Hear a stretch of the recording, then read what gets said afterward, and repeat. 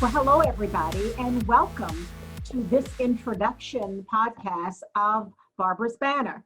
I am delighted to have you join me, and I think we will do some exciting things together, impart some great information, and just have an overall good time. I'm pleased to welcome my partner, my friend for over 20 years, and colleague, Brian Boyer, who is going to be my sidekick on this journey. So Brian, welcome. Delighted to have you be with me today. Well, it's an honor, Barbara. And you mentioned the 20-year partnership and friendship and relationship that we've had. And it's humbling to be part of a podcast with you. I know you have Lang Strategies as your business. We're going to learn a lot. You've been a friend to me, a supporter to me, and a mentor. And I actually think that one of the things that's excites me the most about the show is that you're going to become a mentor, I think, to a lot of people out there who are going to listen to some of the wisdom that you will impart on the experiences that you've had. So, and as you know, we've known each other long enough. I don't have to, well, I sort of don't have to kiss up anymore. So it's genuine, and it's an honor to be part of the ride with you. I hope that after I tell you the next thing here, Barbara, that you are still a partner of mine for another 20 years, but we are going to switch the tables a little bit today. I know oftentimes you're the one asking the questions, but this is your show. So we're going to ask you some questions today and get to know you a little bit. Okay. And I hope that's okay. You always do great with interviews. So we're changing the tides a little bit today, and looking forward to having our audience get to know you a little bit before we jump into our first regular show, if that's okay. I think it will be okay, Brian. Thank you. So let's get started, Barbara. And as we mentioned, a lot of the conversations that we will have as part of Barbara's Banter podcast, and I urge people to listen to the show, share it, like it, follow, share it with your network of people who you think would be would benefit from some of these conversations. But the thing that makes this show unique, Barbara, is that the discussions that you have with some of your guests, that we have with some of our guests, is going to be based on some of the experiences that you've had. You've had extensive professional and personal experiences. Give us a little, we could go, again, that could be a full show. We've talked about that. But tell our audience a little bit about your background and how you ended up where you are today. But you've experienced so much in so many different sectors and industries. Talk a little about how you got to where you are today and what you've experienced over the years. Well, this is a little unusual for me because I don't particularly like talking about myself. So I'll make this very quick. After I finished college, in fact, I was recruited out of college into what was then Atlantic Coastline Railroad. It's now Seaboard Coastline Railroad. And I was the first person of color to come into their office environment. And so they had prepared the entire headquarters for my arrival for 3 or 4 months. And so I took my first job there. I was in an office and people would come and stare through the glass window at me. I was this novelty to all the 500 or 600 people that were located in the building. It was an interesting experience. First time I ever had to join a union, but it was what it was, and it gave me my first experience in corporate America. After about a year, someone invited me to apply for a job in IBM, and I joined IBM. I was there in Jacksonville, Florida, for a number of years, and it was a great experience there. And my husband ended up having a position in Atlanta that they recruited him for. So off we packed up and we moved to Atlanta. I got a comparable job with IBM in Atlanta. And that was when my first time of going into management, quite frankly, was IBM in Atlanta. And then a few years later, IBM wanted us to move to the Washington area, for me to take a job in Washington. So we packed up again and moved to the DC area. In fact, we lived in the District of Columbia, though my office was in Maryland at the time. And my husband got a comparable job in Maryland near the Baltimore area. So we could only move to cities that could accommodate both corporate careers. And so that's why we had to move to metropolitan areas. And so he with Prudential and me with IBM. And then some years later, a headhunter came calling, and they were representing Fannie Mae. And at first I thought it was Fannie Mae Candies because I didn't know an awful lot about the financial institution. And after 18 interviews, I was offered a VP job as an officer at Fannie Mae. And there I stayed for about 10 years, a little over 10 years. And at the time, the executives that had hired me, the chairman, the vice chair, and the president were all changing hands. And one of the things that that you always need to know when it's time to go. And I said, well, let me chart my way out of here before they decide they wanted to bring in an entirely new management team, officer team. And I was serving on the board of the DC Chamber of Commerce at the time. And they were beginning to look for a CEO. And so I talked to the chair of the board, and we came to some agreement where I would be a loan executive for a couple of years, which would help them financially. And I would stay for 2 years. And after that, if they still wanted me, I'd still hang around. As it ended up, I became president and CEO of the DC Chamber of Commerce, and I hung around for 12 plus years, 12 and a half years. So it was a really good run, and probably the best job in all my career, where I thought I made such an incredible difference to businesses and to employees as well. And after things were going really well, and that is the time that I think you leave, when things are high, revenues were coming in, we had great legislative wins, and I said, now is the time for me to go while things are going so well.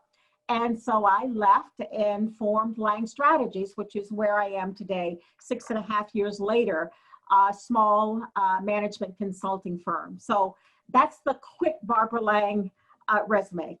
And langstrategies.com is the website.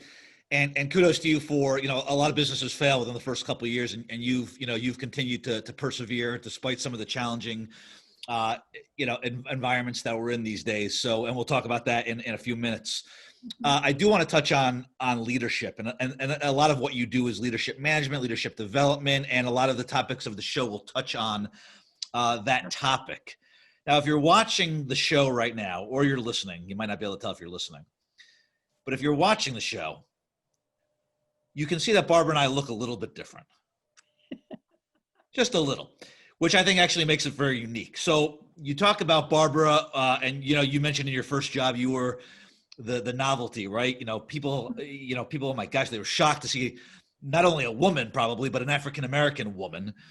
And I am a Caucasian male from upstate New York. And I want to be very clear, I didn't grow up in the country, so it wasn't like it's not like I'd never seen anybody that looked different than I have before, but clearly different backgrounds. And I think that makes our perspectives unique. I know we share a lot of the same values, which is why I think we've become friends and partners for so many years. But what I do want to ask you is that, as an African-American female, so you have, almost two opportunities, but challenges probably that you faced over the years. How has that kind of molded you as a leader? And how has that kind of given you the definition of what leadership should be, not only in the business sense, but in a societal sense as well? Yeah, I think when you talk about leadership, you have to be willing to take a stand and stand up for the things that you believe are right. You have to be able to make the tough decisions. And in doing that, you're going to make some people unhappy. You're never going to please all of the people all the time. And if I think back over my career and go back to even my childhood, there was a time when I took a stand, and it's a story you've heard before, but it was when I was a little girl. I was 8 or 9 years old, I believe. And I used to go to a private school that was across town from where we lived. And I would take the city bus to school every day, unless I could talk my dad into driving me across town. And this particular day, I was after school, and I had gotten on the bus, and prepared to go home. There were other kids on the bus. The bulk of the bus were a lot of people of color that were coming home from doing their domestic work for the day. And back then, these were in the days of segregation was in full bloom. And there was a sign at the bus by the bus driver that said, white seat from front and colored seat from rear. Well, I got on the bus and there were no seats other than the long bench behind the driver. And so I sat there and didn't think anything of it. That was the only seat that was available at the time. And a stop or two later, a big man got on, and he looked gigantic to this 9-year-old. Maybe he wasn't that big, white, in this very cheap seersucker suit. And he looked around and didn't see any seats. And so then he looked at me and said, you get up and go to the back. Your kind belonged to the back of the bus. And I said, no, I was here first. And he said, no, you have to get up. And I said no, and you could see the nervousness starting to appear by other people on the bus because they weren't quite sure what was about to happen. And I said, no, I'm staying here. I was here first. And so he decided that he was going to sit on me. Now, he was a big man. I'm a little girl, but I had sharpened all of my pencils that afternoon before leaving school to do my homework that evening. And so I just set the pencils, I had about 10 pencils, and I just set them on my knee. So when he sat down, he sat on the pencils, and all the leads broke up into his rear end. Well, you can imagine, he jumped up, he was very angry, he had turned beet red, and the driver pulled the bus over to the side, and there was a lot of commotion. And so the driver jumped off the bus and to a phone and called his headquarters or wherever he had to call. And so what they did was another bus came behind and they escorted the guy onto the second bus. And so I took a stand. Now, my parents were livid with me when I got home and told them the story because they thought I could have been hurt. And yeah, I probably could have been. And people on the bus were very nervous. But to me, I was there first. I had a right to the seat. He had absolutely no right to sit on me. And so I thought I was right, and that's where I took a stand. And as I think back over my career, that's probably the first time that I showed leadership.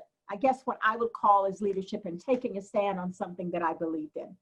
And obviously, you know, you have told that story many times, yeah. And so obviously it stays with you, and that's a great story. And I always find that story fascinating because there's a deep meaning behind it. You know, it's almost like a leader was born that day. You took a societal stand, which was huge. Right. But I just have this vision of this large man sitting on you and jumping up after sitting on sharpened pencils. So there's a little bit of a humor factor, even though it wasn't funny. And you can only imagine that taking place, you know, if that took place today, what that would look like. And my heart was pounding. Sure. Believe me.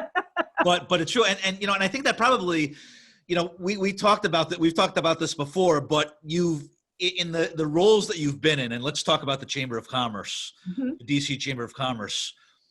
There are positions that you've had to take that are very almost similar to that day, maybe not literally painful to the person that sat on the pencils, but maybe painful to the people around you because you were taking a stand. And the one I really remember was the Washington Nationals. Mm-hmm. And you were president and CEO, and everybody wanted baseball back in DC, which was great, you know, rightfully so. Right. The team was moving from Montreal. And there was a lot of contention around that because, we wanted them there, but you stood up and said it can't be at the expense of certain businesses in our community. Mm-hmm. And what was painted, the picture that was painted was that Barbara Lang does not want baseball in DC. Right. Which was like sacrilegious to say that. It was un-American, unpatriotic. But you stuck with it, and anyone who knows the story is the Nationals are there. They've even won a World Series, and you also got what you wanted because the business community was not sacrificed. Talk a little bit about, just briefly, I know it was a huge news story down there. Yeah, but talk a little bit about that. and I was not everybody's favorite person, particularly those in government. The mayor was pretty mad at me too. But in order to finance the stadium, which, as I recall, it's several years ago now, but it was about $800 million. And the way the city had chosen to finance the stadium for the team coming down was to put a baseball tax, a tax on every business in the District of Columbia. And the amount of the tax would be gauged on your gross receipts, your gross revenue. And I felt that small businesses, particularly those with $6 million or less in gross receipts, should not have to pay that tax. First of all, most of them were not in the hospitality business. They wouldn't benefit at all by baseball being in the city. But I just felt that in a city that was already overtaxed, being compared to Maryland and Virginia, which was our competition, still is our competition, was not fair to them. And so what I said to the mayor and to anybody that would listen is that I'm fine with baseball coming, and I know most people would sell their first child to get baseball into the city. But I felt it was not fair to tax our really small businesses. They're the heart and soul of this city. They hire district residents. You should not add one more burden on them to bring baseball to the city. And so eventually, after lots of back and forth, we were able to get those businesses exempted from the baseball fee. And everybody's happy. I went to the opening game. It wasn't that I didn't want baseball here, but it was at what expense should we tax our businesses? We don't want to run them out of the city because they're so heavily taxed. Opening day should have been Barbara Lang Day with the Nationals. That's all I'm saying. I know you're too modest to admit it, but it really, and I do remember being on your team at that time, and just the anger that people had, and not even necessarily all towards you, but just the organization. And I remember handling a lot of the media inquiries that came in. Thank you for that, by the way. No, it was a pleasure to do that. But there was a lot of anger and outrage over that. But you stood your ground, and I remember the people on the staff, and then even the people afterwards who were against you, ended up admiring your stand for that, and understood where you were coming from, because you expressed it in a way that was business friendly, and you must have had great communications or something like that, because you were able to message it in a way that people understood what you were, kind of where you were coming from. And a lot of that's because of you. You helped me with the messaging. I'm not taking any credit. Your face was up there, but it was a really interesting time, and I really I remember that, and I still tell that story today about the admiration that people had for you after that. And speaking of admiration, you took the plunge into your own business, which is never easy. Mm-hmm. You and I have gone back and forth, because I've done the same thing with myself now with the Boyer Group, and you took the plunge. But now, unfortunately, a business, your business is based on face-to-face interaction. And when I say face-to-face interaction, I mean in-person face-to-face interaction, not necessarily Zoom, although we work with what we have. Right. That being said, there's been a lot of opportunity, also challenges, but opportunity to kind of pivot in the way that people do business. You are pivoting in the way you do business. You're evolving and you're innovating, mm-hmm. and you have something that you're starting. It's just about online, and it's getting ready to launch here, called the Lang Leader Class, which is some online, not class. Well, we call it Lang Leader Class, but videos from experts talking about different parts of leadership and marketing, communications, and business.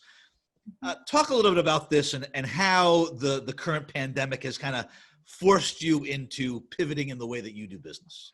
Yeah, our business model is based on the human contact, whether it is executive coaching, whether it is change management and culture change in the organization, whether it's operations management, and those are the big things that we do.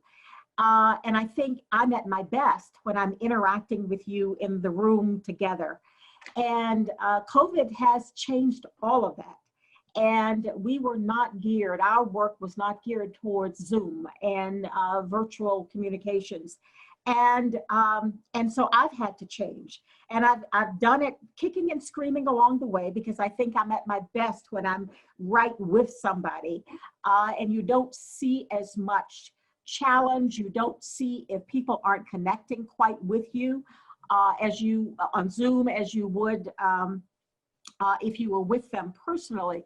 But we're doing a lot of things that we've had to change as well. If Lang Strategies is going to survive, we've had to change with the times. And we may be in this mode, I think, at least another year, for all of next year. I listened to an economic outlook yesterday on Zoom, and the economists were saying that the Washington region will see some change by the middle of next year, but we really won't be in full recovery until 2023, 2024. And because it's going to take that long, if we get a vaccine and get people vaccinated and it's working and all of that, it's going to be quite a while before we all get there. And so Lang Strategies would not be able to survive if we didn't change the way that we are doing business. So, I've taken this summer while we all had downtime and I had very few client engagements, to look at our business with you, and you have been very helpful in this. And so we put these modules up. I think there are 8 of them. And it talks about re-entering the workplace after COVID. It talks about how to handle the leadership voids. It talks about just leadership in general, and how do you handle conflicts. And so we go through things that I would normally talk to people about in their offices. We're trying to do them online. And with our consultants, with you, with Tony, Maria, me, we have over 150 years of executive management experience. And so how do we package it in a different way than we have packaged it the first 4 or 5 years of Lang Strategies? So we, hopefully we're trying a whole bunch of new things. I've written a book over the summer as well. So there are lots of things we're trying to do differently, and we'll see what works. And if it works, we keep going. If not, we will step back and relook at what needs to be done differently. And I think just, it's funny because we're talking about the pivot being done now during this current pandemic, but honestly, in the time that I've known you over the 20 years, and that's just a slice of your career, you've been in positions where you've had to pivot anyway. So this is really, the pandemic piece may be new to you, but the pivot and the constant evolution is not new to you. And I think that there's a lot that people can get from the series, and it's langstrategies.com. So check that out. It's a great value. And the nice thing is that Lang Strategies is small and intimate enough. So if you have follow-up questions or inquiries, it's very easy to get in touch with you, Barbara, for people to learn more and to go into a little bit more, even in depth on some of the conversations and topics you'll be covering. You mentioned the book, which I know you've been working on for a while now. Books take a while, but first off, it's impressive that you're even taking that on. That's a huge item. And I know it's been a labor of love for you, because there's the professional piece, but there's also a personal piece of this book for you. Why the book? Why do the book? Why write the book? And what do you hope people kind of take from the book after they read it? What's your hope on that? Well, thank you for asking. The book is called Madam President because I started writing it, quite frankly, when I was president and CEO of the DC Chamber of Commerce. And it is a compilation of my experiences. In fact, the first chapter is the little girl with the pencils and the big fat white man. And so it starts back then, but it goes through my career in IBM, in Fannie Mae, and at the DC Chamber of Commerce. And I talk about real experiences that I had and what I did right and what I didn't do so well. And what at the end of each chapter, it is what's the lesson that we learn.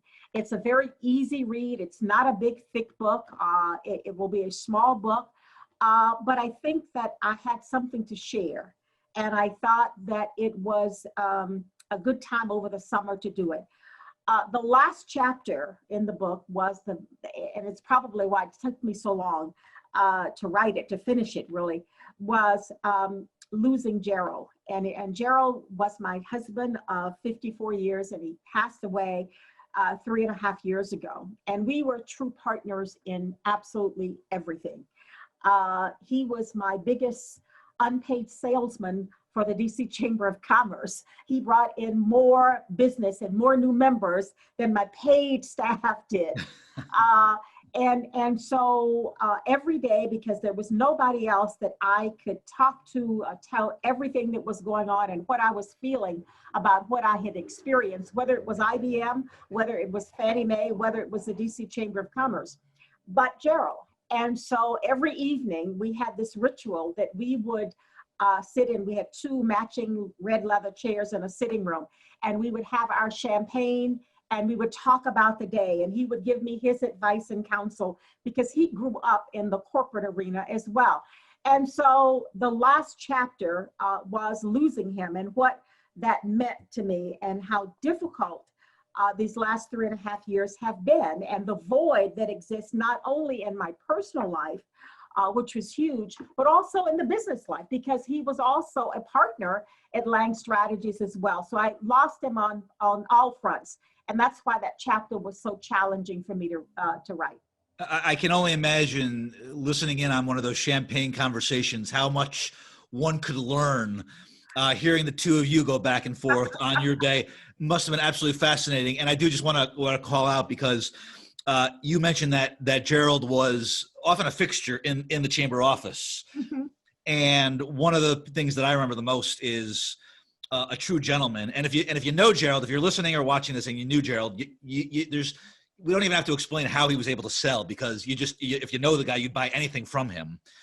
I remember the contagious laugh that he had, and oh, yes. the handshake that almost broke my hand every single time we shook hands.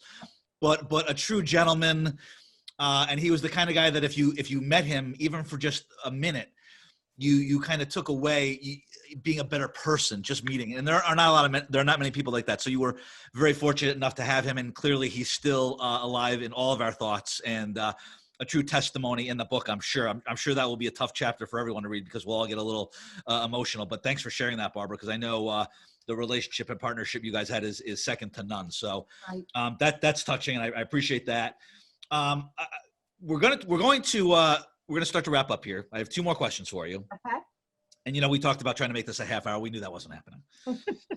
But I do want to ask you, as far as the first show. So I know Tony, who is a longtime partner of yours as well, is going to be on the first show. And just real brief, because we want people to come back and listen to the show. We don't want to tell them the whole thing. But we are going to have some fun with Tony. And you mentioned at the beginning of the show that the Barbara's banter is going to be not only informative and engaging, but it's going to be entertaining as well. What are we going to talk about with Tony? Well, we're going to talk about culture in the workplace. And Tony is a psychologist. He was a political science major from the University of Michigan. I have known him probably a little longer than I've known you, because he did some work for us at Fannie Mae for a long time, doing change management and trying to change the culture and the way people behaved in the workplace. And one of the things now that is so critically important in this time of COVID, how do we re-enter the workplace? What are the challenges that people are going to experience, both the management team as well as the employee base? And how do we deal with all of that? How do we make people feel comfortable? How do we help them work through their anxieties? Some of them may have had experience with COVID with their families. As an example, I now know 7 people that have passed away from COVID. And that's huge. And everybody probably knows somebody that has had it and has been impacted. Their family has been impacted. Many of people have been laid off from their jobs, or they're having financial challenges, or they're trying to now work from home, and the children are in the next room virtually learning. And so how do you deal with all of these things? And Tony I always called him my corporate shrink. And he is the person that can help us talk through a lot of that, and maybe come up with some answers that people will be able to try. in their own workplace. So I'm looking forward to that. Tony's a good friend, and he does some work with Lang Strategies, and the two of you worked together when we were at the city of Detroit, doing some work up there as well. So so I look forward. I think it's appropriate for that subject to be the first subject of our of Barbara's Banner. And I think that it relates to anyone. I mean, as we've talked about, whether you're just becoming a leader or you've been a leader for 50 years, we're going to cover some topics that will definitely relate to you, your employees, your audiences. And Tony also gives us that West Coast perspective, which I think is a little bit different sometimes, but that's good. Very different from the East Coast. Yeah, it is. And so we'll have a nice back and forth with Tony. We'll learn some things. I finally want to ask you, Barbara, and we talked about some of the challenges, and obstacles maybe that you faced over the years, and we'll touch on those during some of our shows as well. Mm-hmm. And they say if you can make it in New York, you can make it anywhere, right? New York City. But I think it's Washington, actually. I think if you can make it in DC, and you've been part of that for a while now. So it is important to decompress, and it is important to have a work-life balance, which I know you've always you live by it, and you've said that to your employees, and it's not something you just say. You actually do stand by the work-life balance. So I know you like your lunches with your friends. I know you're a walker. You like to travel. I know you like a lot of things to do. Give us one thing that you're doing right now when you're not working, which I know is infrequent, but I know you do take some time to decompress as well, hopefully. Well, I do my particularly COVID, because I can't go to the gym, or I won't go to the gym. It is opened again, but I get my 2 miles, a little over 2 miles a day, power walk in, because it's a way to get outside, first of all. So I go out every day unless it's raining, and try to get that in. I have become, you see some of the same people on the route every day, and you throw up your hand or you move the side because you've mask on and gloves and all. Even some of the less fortunate people that I see along the way are regulars on my route. So I do that every day religiously. I try to do some reading, and of late, it's really been more political reading since that's in our sphere. But I do love a good novel, and I'm a news junkie, and so every TV in my condo is on, and whichever room I'm walking into, the news is on. And I know that you're going to say that's not relaxing, and you're right, it's not, but I can't help myself. That's more anxiety provoking than anything. Yeah, it is. We'll talk about that. I'm a political news junkie. And then the other thing that I do, I have a 7-year-old granddaughter, Olivia, that I love to death. And I try to spend as much time with Olivia as I can. Before COVID, she would spend every weekend with me.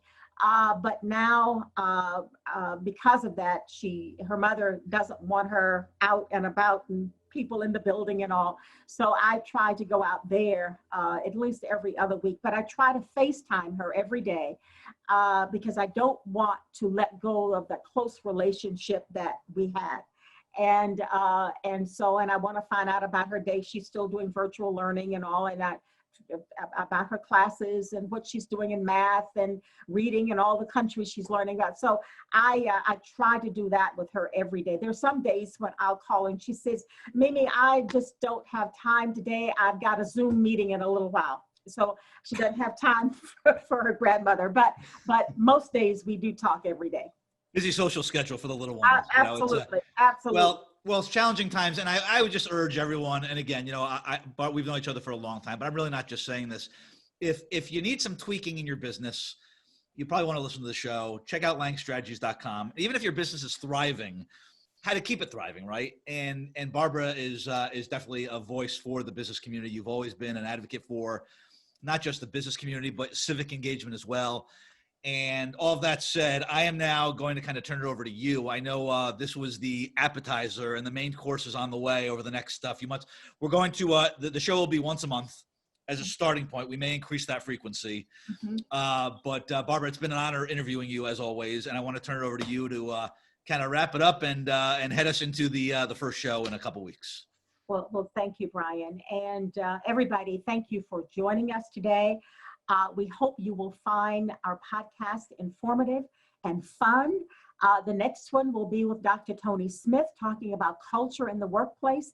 And we look forward to you joining us again. Have a good day and thank you, everybody. Bye-bye.